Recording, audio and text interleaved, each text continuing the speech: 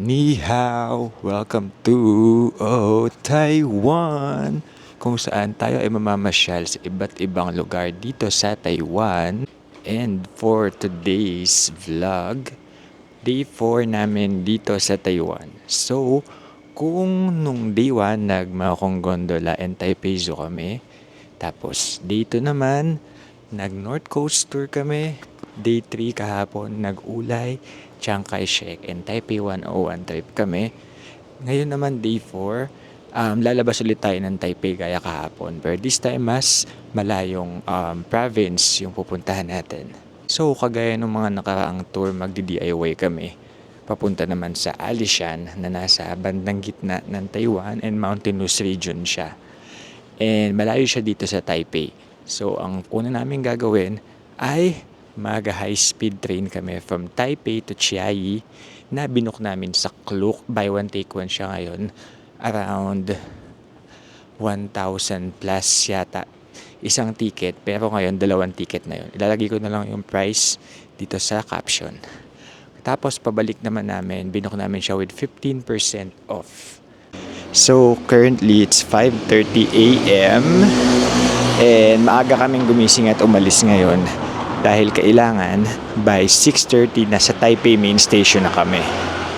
So, kapag magbubook kayo ng high-speed train ticket, once na nabook siya sa Klook, kailangan nyo i-reserve yung ticket nyo sa website ng HSR and kailangan nyo i-redeem yung physical ticket sa Taipei main station na ginawa na namin nung day 1 namin.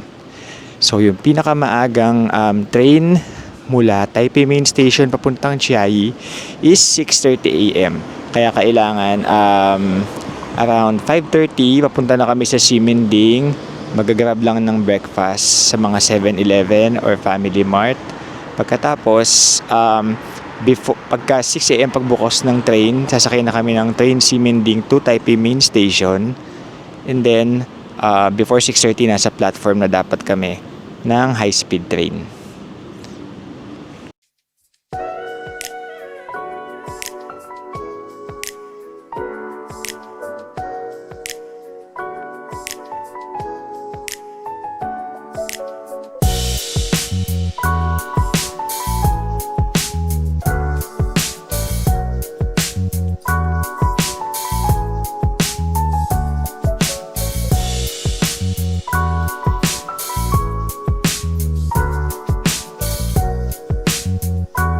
Okay, after mahigit isang oras na high-speed train ride, nandito na kami sa Chiayi. And pagkalabas ng station, exit number 2, dito. Lakad lang kayo papunta dito sa bus stop number 7. Tapos ito na yung mga papuntang Alishan. Better na pumunta na kayo dito kasi may mga pagkakataon na madaming tao, punuan yung bus, and baka hindi kayo makasakay or baka tumayo kayo sa bus. Pero ang sabi naman, sakaling hindi kayo makasakay sa bus dito na dadating ng 9:30, ang next is 11 a.m.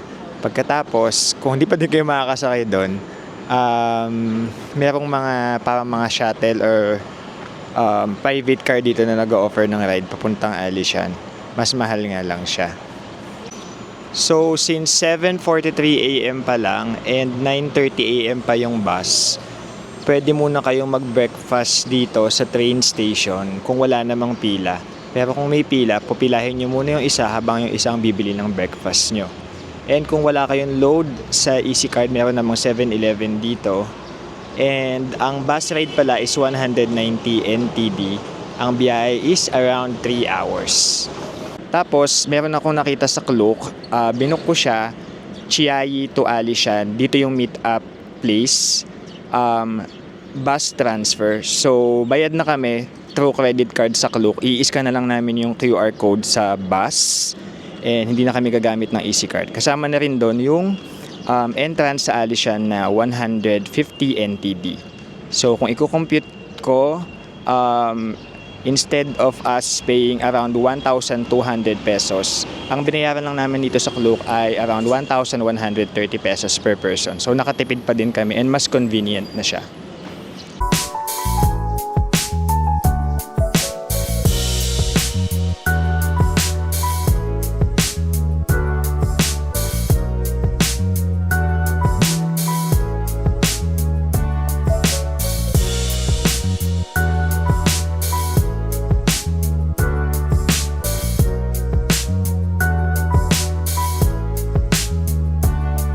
Okay, after ng 3 hours na bus ride, nandito na kami sa Alishan. And iniscan lang yung QR namin para sa ticket. Pero pwede naman kayong bumili doon. And super lamig dito. Ito na yung pinakamalamig na experience namin dito sa Taiwan. Tapos kung makikita nyo, even though winter, parang pa-start pa lang ng autumn season. 17 degrees ngayon. Yung mga puno dito, ayan, nagkakaroon ng mga autumn colors or autumn foliage. Kaya sobrang ganda. And yun nga, magdala kayo ng mga jacket kasi super lamig. Ang ganda rin ng punta namin kasi walang ulan. So clear ang skies. Ito oh. Tingnan niyo ito.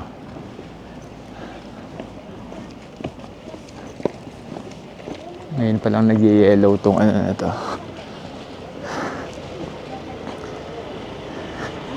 So, ang una muna namin gagawin is bibili kami ng ticket dun sa wooden train. Kasi 1 PM yung departure nun. Papunta dun sa last na station. Tapos, mula dun sa last na station, mag-hike lang kami dun sa trail, pabalik ng gitnang station. And mula sa gitnang station, dun kami sasakay ulit ng train, pabalik. Nakakahingal dito. Baka dahil super taas namin, kaya hindi ganun kadaling huminga. Yung Alishan Station. Dito kami, bibili ng ticket for 100 NTD. Papunta doon sa last station. Shopping station yata. Sobrang lamig talaga. We only have 4.5 hours kasi dito. So, kailangan naming sulitin at planuhin kung saan mga pupunta. Ano, ang ganda ng kulay ng puno. Nakapila na kami sa ticket. And kala namin 17 degrees. 13 degrees Celsius pala. Tapos, ayan yung view. Sobrang ganda. May pang Rocky Mountains pa dito. While waiting for the wooden train, ay picture-picture lang kami dito. Every Wednesday lang kasi yung wooden train dito. Pagka ibang araw, yung red na train yung nag-ooperate. Tapos ang alam ko nga 1 PM lang yung wooden train eh. Sobrang ganda oh. Para tayo nasa Amerika. Kasi yung ganyang mga bundok-bundok, Rocky Mountains, ganda.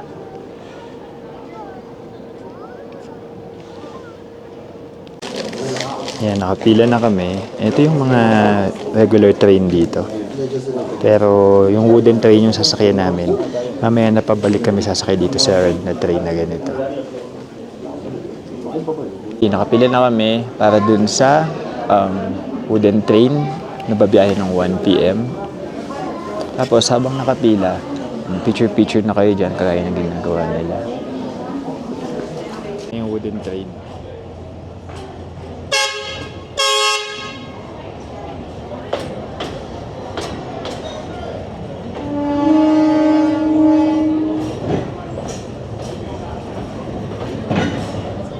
Nakasakay na kami sa wooden train. Ito yung itsura ng train.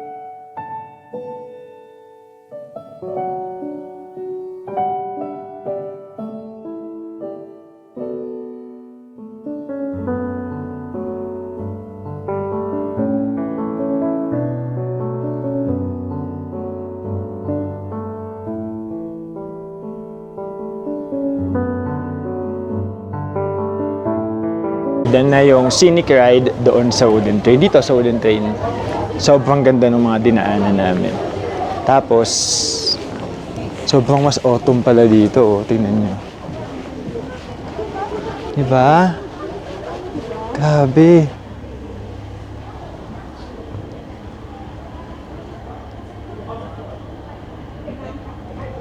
Wow, sobrang ganda dito.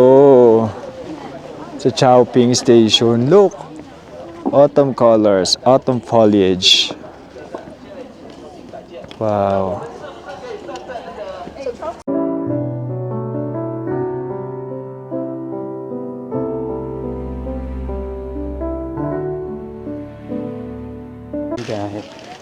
Okay, from shopping station, maglalakad na kami. Mag-hike kami pa sa Senmu Station. And susunod lang kami sa mga tao na to. And ayan, sobrang ganda ng view. Para itong mga autumn sa New York.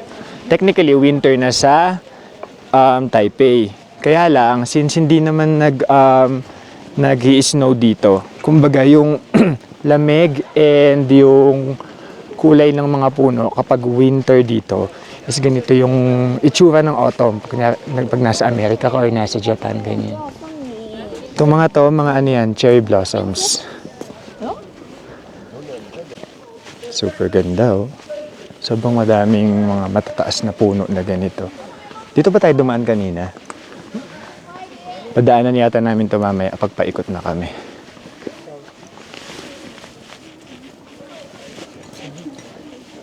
Sige, kami magpipicture lang dito.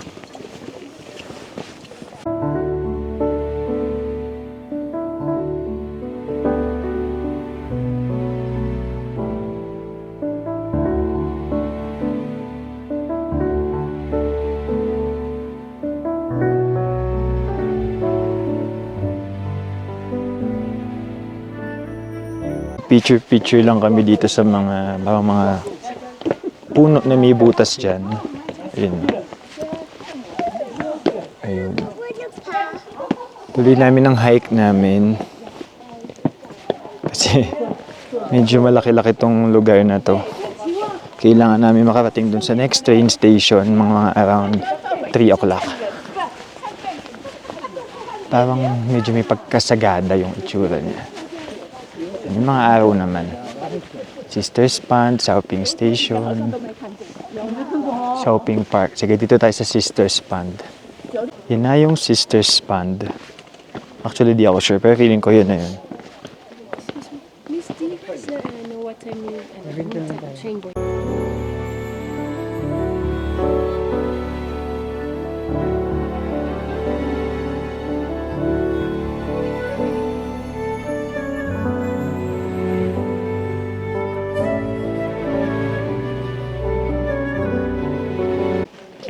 Okay, dito na kami sa Sisters Pond. Dami nagpipicture dito. Ito ang Sisters Pond. Sobrang ganda ng mga kulay ng mga puno at sobrang lamig talaga ngayon.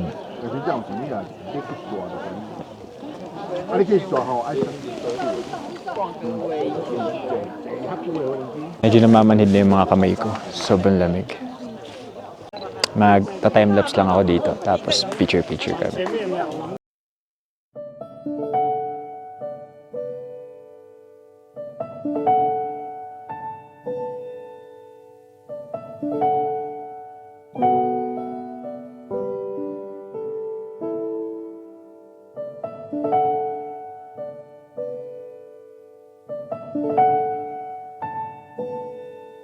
Pabalik na kami, bali nag-hike kami ngayon papunta dun sa Chenmu Station.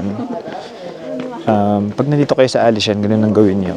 Pagdating nyo, sumakay kayo ng Alishan Station na train papunta sa Chowping Station. Tapos mag-hike kayo dito sa trail na to papuntang Chenmu. Pagdating doon, saka kayo mag-train ulit pabalik sa Alishan. And sobrang lamig, as in parang namamanhid na yung mga kamay ko. Di pala parang namamanhid na talaga yung mga kamay ko. Kanina 13 degrees pagdating namin. Feeling ko mas lumamig pa to kasi mas pahapon na ng pahapon. So, magdoble-doble kayo ng suot pag nandito. Lalo na pag January, sobrang mas malamig dito pag January. Baka mag less than 10 pa. Grabe talaga yung autumn colors. Hindi ko in-expect na makakita ko talaga niyan dito sa Alishan. Sobrang ganda nung yellow, nung orange, may mga red pa, brown. Diba?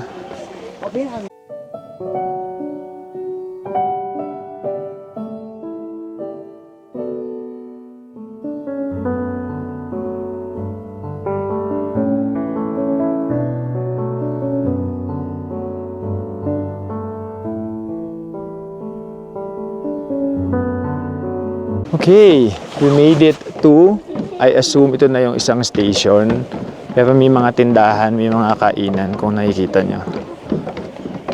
2:30 pa lang, 4:40 pa yung bus. Pero ang goal namin is nandun na ulit kami sa Alishan Station ng mga 4 p.m. or before 4 kasi nga kailangan naming ma-reserve or kailangan namin ma-make sure na makakasakay kami sa bus.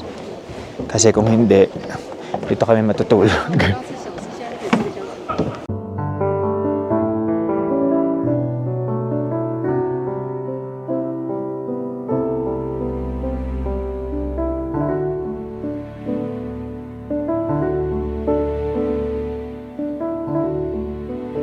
Okay, walking na kami papunta sa Shenmue Station.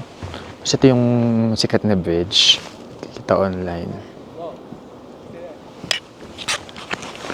From Shenmue Station, pupunta na kami sa Alishan Station ulit. Doon naman kami sasakay sa train na kulay pula. Ayun, doon kami galing. Ayun.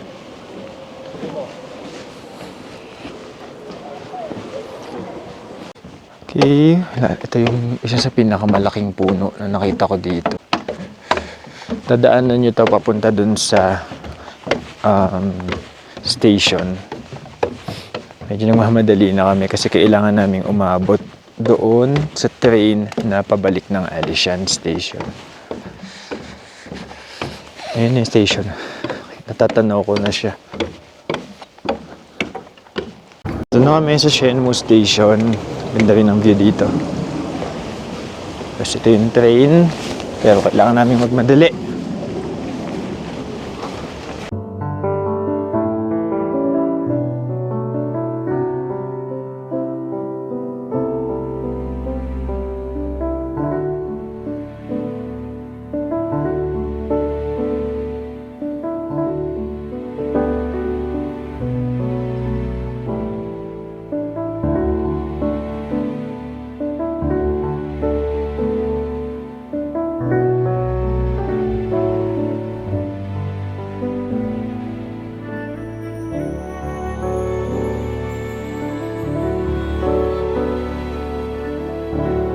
Okay, nandito na kami sa bus station. Ang oras ng bus from Alishan to Chiayi High Speed Rail Station ay ang pinakalas niya is 4:40 p.m. So 3:30 nandito na kami. Actually wala pang 3:30 kasi kung makikita niyo, sobrang haba ng pila. And pag naiwan kayo ng bus na yan, bukas na ng umaga yung next. Meron ding isang bus na umalis na ng 2:40 p.m. Meron ding 1:30. Pero syempre, para masulit niyo yung oras sa Alishan, dito kayo sa 4:40 na bus sasakay. Okay, so tatapusin ko na ang vlog na ito. Pagbiyahe na ulit kami ng 3 hours na bus papuntang Chiayi and then mahigit isang oras na high-speed train papuntang Taipei. I hope nakatulong to sa mga gustong magpunta dito sa Alishan. And kung may mga question kayo, mag-comment lang kayo sa videos. Sasagutin ko kung alam ko sagot, sasagutin ko ang sagot sa mga katanungan niyo. So, until sa next video ko dito sa Taiwan, goodbye. Thanks for watching. Sheshe. Bye. Boom.